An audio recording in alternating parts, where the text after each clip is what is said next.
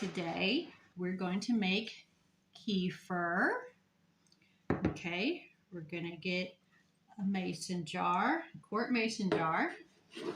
Okay, shake it up, shake it up, shake it up. Okay. Yeah. Take the lid off. What is that? This is called kefir. Okay, now this is a 1/3 cup. Can we put this in there? That's right, we're gonna put it in there. I'm gonna scoop it. Well, actually, we're just gonna pour it. Pour 1/3 cup of the kefir. Yeah. We're gonna put it in here.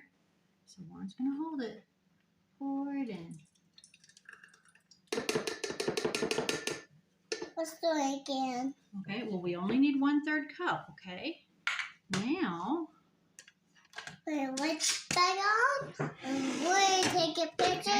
now we're gonna add some whole milk and fill it the rest of the way up. You gonna help me? Yeah. We're gonna help you now. Okay. I hope you have enough. I might need to get some more.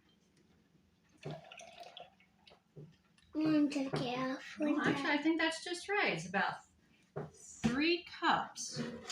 3 cups. 3 cups of whole milk. And then,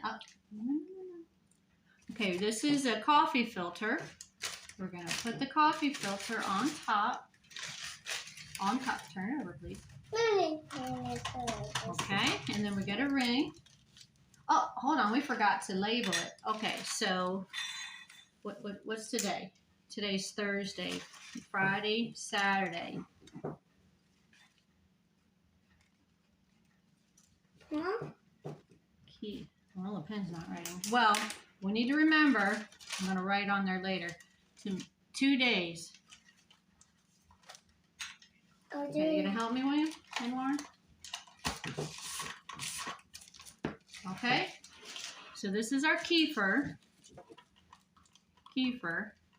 And we're going to do this as a cold ferment, and we're going to put it on the counter for 2 days. After 2 days, you should see it start to separate, and then you know it's done. If it's done a little bit before that, it's okay.